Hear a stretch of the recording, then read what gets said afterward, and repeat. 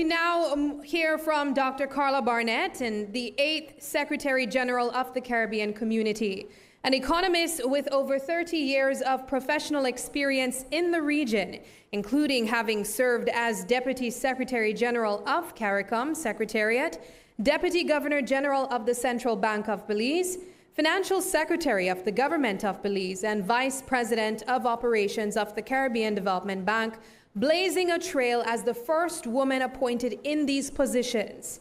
And of course, even though she's here in a professional capacity, we also want to brag and say that, you know, she's here back home in Belize. So ladies and gentlemen, our guest speaker tonight is Dr. Carla Barnett, Secretary General of CARICOM.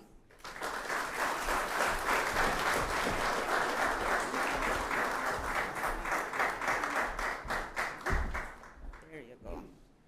Thank you very much, Sabrina. It's wonderful to be home. I'll just leave that there.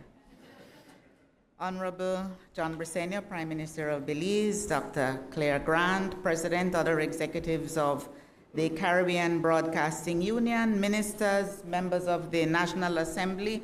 I'm not doing this in the right order, but you understand where I'm coming from.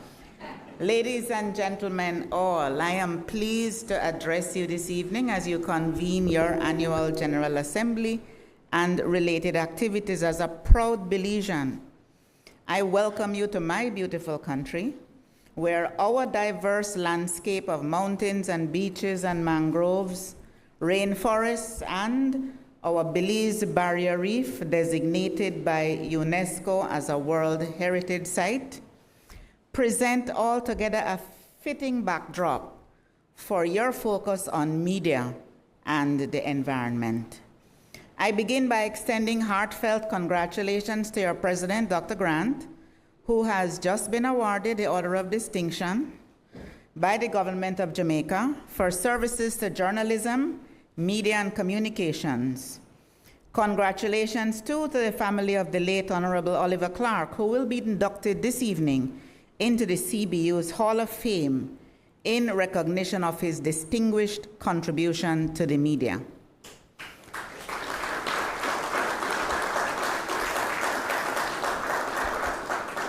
Ladies and gentlemen, as we gather this evening, the memory of the record-breaking early season weather system named Beryl and its devastating extensive impact on several member states of the Caribbean community, forcing the postponement of the 43rd regular meeting of the conference, is fresh in our minds and will no doubt feature in discussions throughout the week. Deliberations on the aftermath of the hurricane were also high on the agenda during the rescheduled 47th meeting of the conference, which was held at the end of July in St. George's, Grenada. While there, I visited the island of CARICOM, where, along with President Ali of Guyana and the Prime Minister of Grenada, we were able to view firsthand the devastation caused by the hurricane.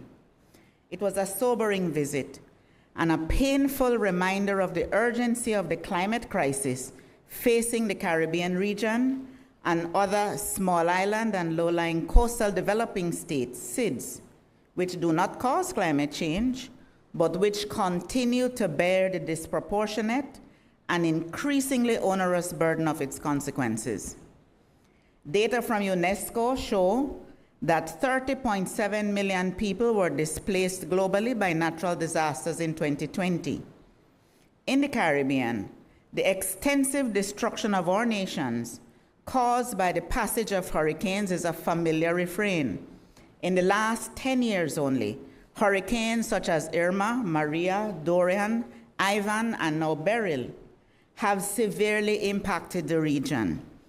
Coupled with this increase in adverse weather events are the other effects of climate change: warmer oceans, droughts, floods, salination of our aquifers from sea level rise, all of which undermine the sustainability of sectors such as agriculture and fisheries.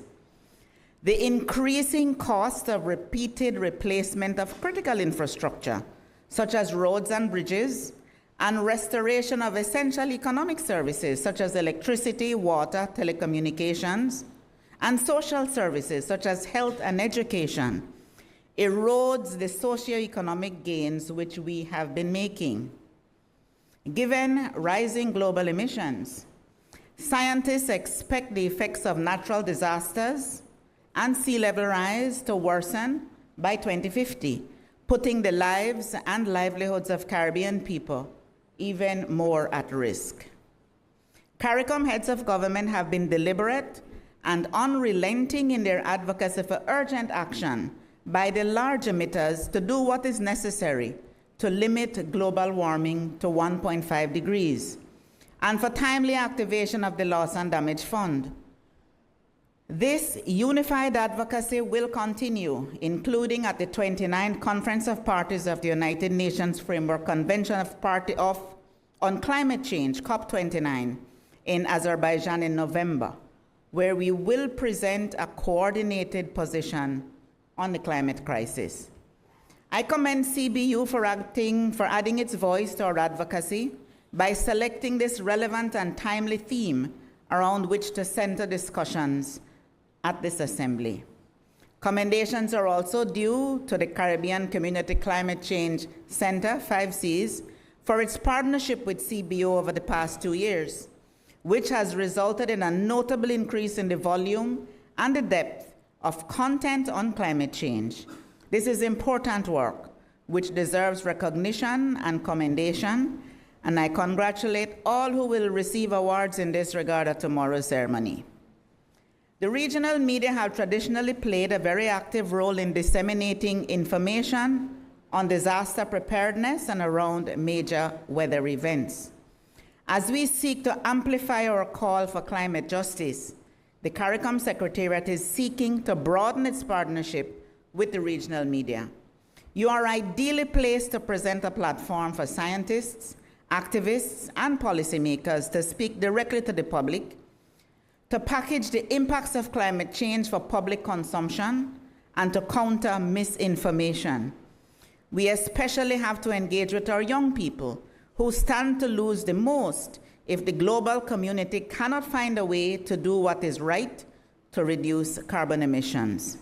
Critically, in the context of our vulnerable Caribbean region, our media must scrutinize international efforts to reduce carbon emissions and demand accountability for the negative effects of climate change on our small countries. What is true is that even if we, in the SIDS, do everything we can do to eliminate our already almost negligible carbon emissions, even as we continue to build our social and economic resilience, the inevitable warming of the oceans and sea level rise will continue to place our continued existence at risk unless the major carbon emitters do what is necessary to reduce their emissions and do so in time. There is indeed very little time left. Scientists are already telling us that we are at risk of losing the ability to keep global warming within the 1.5 degrees centigrade, which is essential to our survival as a civilization. Am I correct, Colin? Right. Earlier today, I participated in a constructive exchange of views with regional media practitioners on how we can more effectively collaborate on information sharing. Despite the proliferation of media channels and more cost-effective means of disseminating information, access to news of the services and programs being implemented as part of the regional integration process remains a challenge. In many cases, this is especially true for the most vulnerable among us. Our hope is that, going forward, we will balance the scale so that even as we are probed on matters on which we can do better, achievements, opportunities, and benefits are also publicized and shared. In this information age, access to digital technologies is a key driver of information dissemination, and digital media serve a crucial tool for driving change and development within societies. While the Caribbean has adopted transformative digital technologies in recent years, significant digital divides remain within and across the region. At the recent meeting of our heads of government in Grenada, The Prime Minister of Grenada, who is at this time CARICOM Chair, the Honorable Deacon Mitchell, who leads on science and technology, including information and communication, in the CARICOM Quasi-Cabinet. He launched the development of a strategy for regional digital resilience. This strategy will focus on digital integration, infrastructure and connectivity, workforce skills development, and the necessary policy and regulatory framework.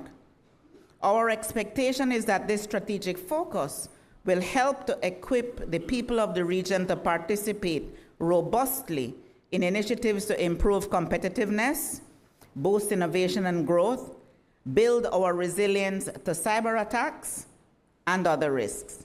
This is especially critical for our young people as they prepare to lead the region. Importantly, today, August 12th, is the International Observance of Youth Day under the theme From Cliques to Progress, Youth Digital Pathways for Sustainable Development, drawing attention to the pivotal role of young people in harnessing technology to advance sustainable development.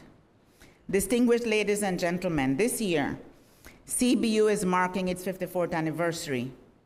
Its longevity and impact are due, in large measure, to the organization's responsiveness to the dynamics of the sphere within which it operates, exemplified, for example, by its development of a social media policy framework for the Caribbean. The CBU actively engages on the work of the Secretariat, including on the Council for Trade and Economic Development, or COTED, and as a member of CARICOM's ICT cluster of institutions, which are advancing the CARICOM single ICT space. We look forward to the continued robust participation of the organization and its membership in the important conversations about the digital future of the region. This includes raising awareness of the need for our countries to make the leap to cutting-edge technologies.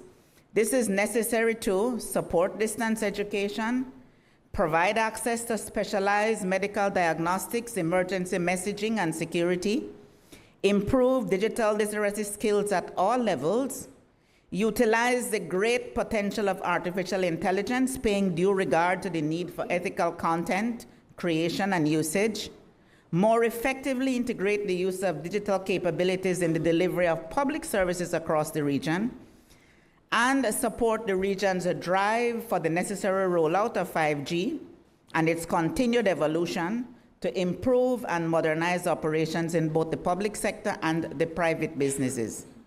I wish you a very productive 55th Annual General Assembly and look forward to increased collaboration with the CBU and the regional media to advance the interests of the men, women, and young people of the Caribbean community. Thank you very much, ladies and gentlemen.